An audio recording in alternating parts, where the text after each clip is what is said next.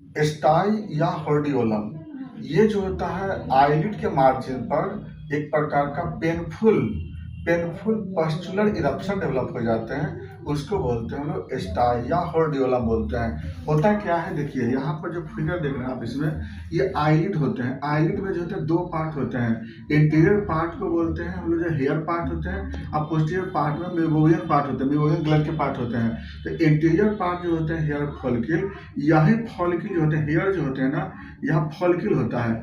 इसी फॉलिकल में जो होता है ना स्टेफाइलोकोकस ऑरियस बैक्टीरिया चला जाता है, और जाने के बाद जो क्या करता है ना, इसी में एक प्रकार पस्चुलर इरप्शन प्रोड्यूस करता है, और छोटा सा पस से भरा हुआ, यहाँ पे छोटा सा पस से भरा हुआ यहाँ पे क्या प्रोड्यूस करते हैं, यहाँ पर इरप्शन प्रोड्यूस करते हैं, जिसको हम क्या बोलते हैं, स्टाई बोलते हैं। ये जो इरप्शन होता है वो पेन करता है। हम अगला पढ़ें कलेजियन पढ़ाएं, कलेजियन में दर्द नहीं होता है, लेकिन इसमें दर्द होता है स्टाई में। कलेजियन जो आपको मेमोरियन ग्लैंड का ऑब्स्ट्रक्शन होता है, तो पेनलेस ग्लैंड होता है, पेनलेस इरप्शन होता है, लेकिन ये पेनफुल होता है, टेस्ट होता है। इसका मेन जो फैक्टर होता है वो बार बार फिंगरिंग करने के कारण होता है, आई का स्ट्रेन बढ़ने के कारण होता है, या आई को ज़्यादा रबिंग करने से होता है, आई का हाइजीन कमजोर होने से होता है, या कोई किसी को इम्यूनो सप्रेसिव कंडीशन बना हुआ है, किसी को इम्यूनिटी कमजोर है, किसी का डायबिटीज मेलाइटिस है।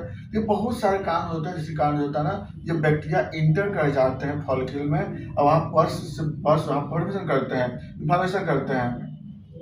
ये आपको अपर और लोअर दोनों किसी भी आईलिड में हो सकते हैं। लोअर आईलिड में बहुत कॉमन होते हैं इसमें, और इसमें जो होता है पेशेंट को दर्द काफ़ी होता है, आँख इरिटेशन भी होते रहता है, पेन भी होता है पेशेंट को, और आईलिड को मूव करने में दिक्कत होता है पेशेंट को।